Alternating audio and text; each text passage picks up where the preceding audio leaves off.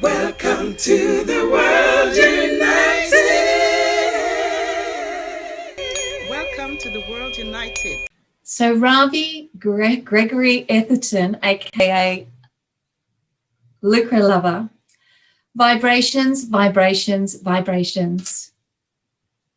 A vibrational game. It's all about vibrations. It could be important for some people to pay even more attention to their vibrations.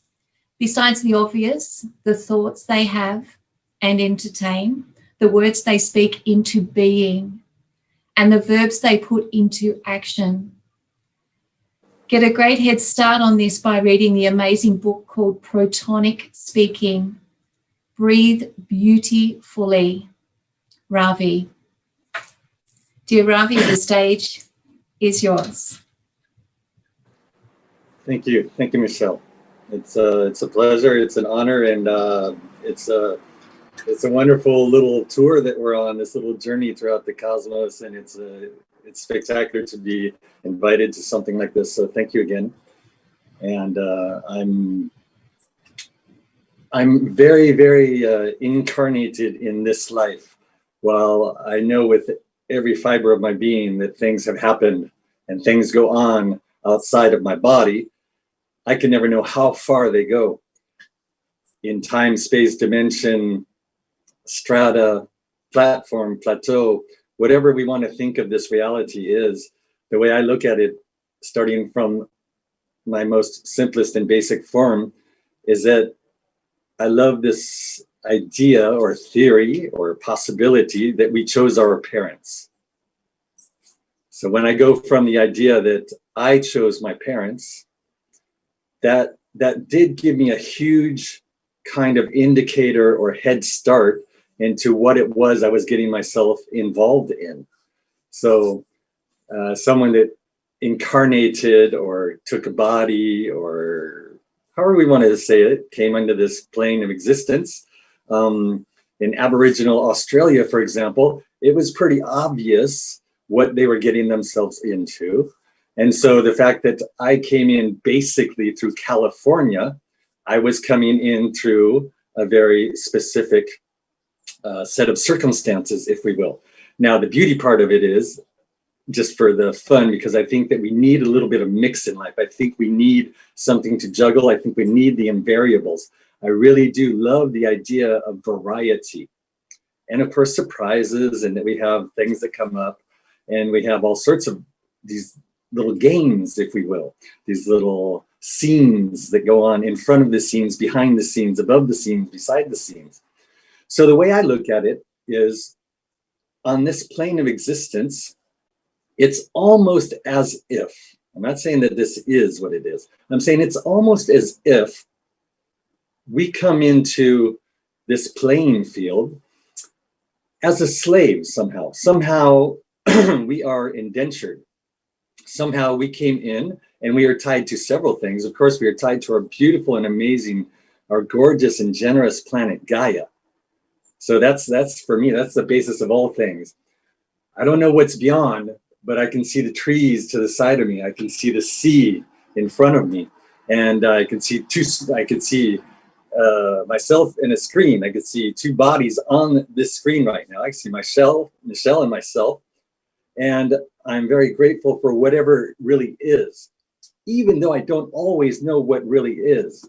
So I did speak of the book called Protonic Speaking, that this is an English and French version, and it's called Protonic Speaking. And in the book, on the second chapter, I do talk about, in French, we say the S-A-R, and in English, we say the R-A-S. And I love this French and English mixture of things because it does help make like a stronger fiber for me following what it is I need to do. And so I think that's when we come into this plane of existence that we're on, we came into our parents. So we, of course, we have some huge amount of, I don't want to say debt, but some sort of gratitude, some sort of duty even, some sort of indenturedness. So as I said, we come in basically, to keep it super simple, as slaves, But the idea then is to franchise ourselves, to become, in a certain sense, free. Now, this takes free will. It takes our beautiful bodies. We have these great little bodies, and inside of our bodies, we have the bones. The skeletal structure is supposedly going to last 50 to 100,000 years if we don't decimate it, cremate the body or something like that. So if we just go about our lives, we can last with the skeletal side, which means we could leave a legend somehow for like 100,000 years. That's the bones. And that's what I call the osso, les os. In French, les os is the bones. Now, I do live in the south of France, and I've lived here actually longer than I lived in California now. I've lived in France longer than California. I have 2 French daughters. So I do have a certain allegiance to France now. And of course, I speak French every day. So I do have this bicultural thing going on for myself now, and it's a beautiful thing. So with this idea of the osso, les os, there is obviously something going on, because when I see this beautiful bird flying by right now, when I see all that's been created, that I'm speaking to someone across the other side of the world, and that people will be able to hear this for the next 50 years or something like that. There's some amazing things going on that we can't see. We can't see an email when we send it, or a Facebook when we click on it, or whatever. But something's going on, because there is an interaction that's happening. So there is the spiritual side, there's the ephemeral side, there's the etheric side. There are all these other bodies that we have, like the chakras that we know we have. We know they're there. And we know these bodies are here. Now, we might have forgotten, we might have been distracted. There's a lot of things that could happen, and that's all good. But this is part of the beauty of franchising ourselves, coming back into our liberty, our freedom, and it's thanks to somehow free will. So let me tie this all together, because I know I've got a bunch of loose ends, which is actually on purpose, because this speaks more to another half of the brain, the very rational. You know, I love the Greeks and the Romans. The Greeks were beautiful at having art, everything being so artsy. So they were maybe in one hemisphere of the brain, whereas the Latins, the Romans came along and really in a very kind of masculine energy just drove a straight line. And I am a very masculine male, so I call myself a virile man, right? And I love that, and I'm very thankful for that. Of course, I have feminine sides. Of course, look at, I'm one of the only men running around with long hair anymore. But it's all beautiful, and this is the part.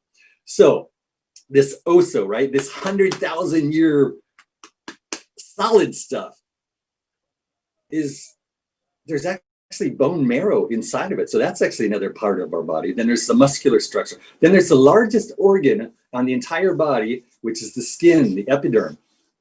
The biggest organ of our body is the skin, and that skin breathes and it vibrates. And that skin is connecting into our other bodies. And with all of these bodies, and since we cannot all measure it the same way, that goes into the ethereal somehow, or into the cosmos. We don't actually know how far our vibrations can extend, and that's all part of the beauty. So I call this kind of unknown, this X factor, I call that the exo. So now we've got the bone structure, 100,000 years, and the exo, which is, let's just call that the forever, whatever energy is. It goes right into the energy, the ether somehow. So this is the eternal part of us. So someplace between this ossification, these bones, the skeletal structure, the cranium, the bones, the stuff that we can feel and most people have never seen. So we're actually confident that that exists. We might have seen a skeleton someplace, but most people have never seen the skeleton. So between the skeleton and the entire world of the, hello, what I'm calling the exo, somewhere between the exo and our osso, so between the bone structure and this unknown structure, there is an entity that we all have, we know about, and I think we've been misguided on the beauty of it. And that, ladies and gentlemen, is the ego. And for me, the ego is noble. Hello. Interesting. Okay, so I will keep talking in hopes that this is still going because I don't see anyone anymore. Ah, hello. Just responding that we are muted while you're speaking. So we are Okay. here. Yes, we are You're still present, here. and we are Yeah, listening. we're still here. We're Yes. waiting for more information on the ego. Yes, that's right. We're waiting, ego and soul, just waiting for this wisdom. Beautiful. And it's a great Full thing presence. because I'll continue on. The soul, in French we say l'âme. So this whole idea of the soul, or whatever it is that we can't see but we could probably sense. And I think the nomenclature, it's fun to try and name things, but do we really know? We would love to think we know, but I don't know if we ever really do know. And this is the point. So between the skeletal structure and this unknown factor, this huge X throughout the universe or the cosmos or whatever we're really in here, even if it's a matrix, whatever, this X factor, what I call the exo and the oso, the bones, between there is the beautiful and what I think of as a noble ego. That said, if we follow my line of thinking here, that we all start out somehow as a type of slave where we need to free ourselves, we need to franchise ourselves. And the way we do that, of course, is by getting in touch with the ego. The ego is the liaison for me between the bones and the soul, or the bones and the eternal, or the bones and the gods, or the bones and each other. It's the ego for me. And this is why I say that the ego is noble. Now, if we really think about what happened, we went through most people went through 12 years of programming. We call that school, where actually, it seems to me, they took away a lot of our ingenuity, creativity, and they basically taught us rote memory. So we have been like biforked. We've been forked off our true path, I think. And that's fine, but that's part of the game. And then this is where the ego gets to be noble. The ego can say, wait a minute, I really came here to do something. So we've been distracted, and that's part of the game, to be distracted maybe.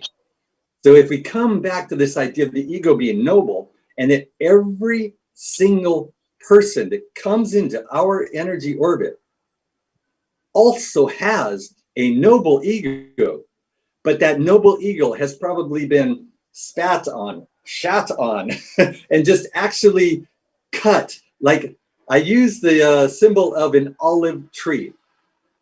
Now I'm in the south of France and we have a lot of olive trees and it's amazing. I've been to Las Vegas where they have some olive trees out there on the boulevard. There are olive trees all over the planet. And there are many other trees that can represent it. But when I see most olive trees, they're actually in pots and they're manicured. In other words, they've been cut. If I go to Corsica, in the middle of the Mediterranean, Corsica, the olive trees go 3-4 stories high. And they're just amazing. They collect the olives by letting them fall into nets. So it's a whole different theory. But what happens is, when I saw that, I was like, of course, we are like the olive trees, but we've been cut and we're all sitting at 2 meters or 6 feet when we really could be 3 or 4 stories. And it's all also based on the stories we have listened to, accepted, and then now tell ourselves. So part of the beauty of the noble ego is, and this is how I tie it back into my book called Protonic Speaking. If we read the chapter on the RAS, the reticular activating system, when we realize that we can also, because everything already exists, that we can start setting our vision, our sensory input-output systems to start connecting with that which is important to us. We can start connecting with the things that we feel we probably really came here to do. And all of that, of course, we can actually feel into through vibrations. Now we have the 5 senses, but one particular sense all by itself is not strong enough. I love braids. I love Trinity. I love trees. So when I can hear something, when I can see something, and when I can feel something, that is telling me it's much more palpable. It's a stronger reality. And the ego the ego is here for something. In most cases, it has probably been taught to react, and that's fine. The ego's job is actually to judge. Now, of course, we've heard all these sayings, you're not supposed to judge. Well, as a linguist, I speak 6 languages fluently, and I could guarantee you that every single adjective is actually a judgment. Think about it. He's nice. She's pretty. He's short. She's sexy. Think about every adjective. It's a judgment, and that's fine. So the beauty part then of the ego, for it to be noble, is if we think of it as noble, then we can see the nobility in one another. It's very similar to the namaste. It's the noble in me sees the noble in you. And this then is the noble ego. When we come to the idea, and you can think of the law of attraction, we can think of all the other spiritual teachings, they could all come together and coalesce in this idea of the ego being noble. And when we see it that way, when we see each and every single being, human being, I like to say being, human being, that ends up in our energy orbit, that is in front of us, whoever it is, there's always a way to connect from noble to noble, from heart to heart, from hand to hand, from eye to eye. Whatever it is that we are after is here. We get on this playing field, plane of existence, whatever we want to call this reality, we get to realize some things. Realize in the sense of, aha, eureka, and realize as in actually, physically, using this vessel as a creational tool to go from this physical oso and take in from the exo, and thanks to the ego that is going to help guide us somehow, we get to realize whatever it is we really want. And everything is possible. And everything probably all exists all at once. It's just that through this individual vessel, I can only go after a few specific things based on what I'm doing and what I'm giving. I'm in the south of France right now, and although I'd love to go give my mom a hug in California, I'm in this physical body in Southern I'm in Southern France, not Southern California. So we do have these limitations, and that's part of the game somehow. That's why I say I'm a jester, because somehow the more I can laugh about things and be light about it, the more I can vibrate well and just see the nobility everywhere I go, because I really thankfully see every single being as noble. So I wondered if there were some questions. I hope this is clear enough for you. If you can go back and listen to this again, I purposely kind of scatter to make it all coalesce. The most important thing to remember is that when I accept nobility in myself, I can then see how that transfers into others. And when I see that in others, when I see them, they come into my presence with a more noble attitude, which also invites me to get back into my nobility. And this is a beautiful dance that allows for the vibrations just to flow the way that we would like them to. So I'm thankful for all of this. I would love to see some interaction on the screen if that's possible. And it's all good. I have my coffee.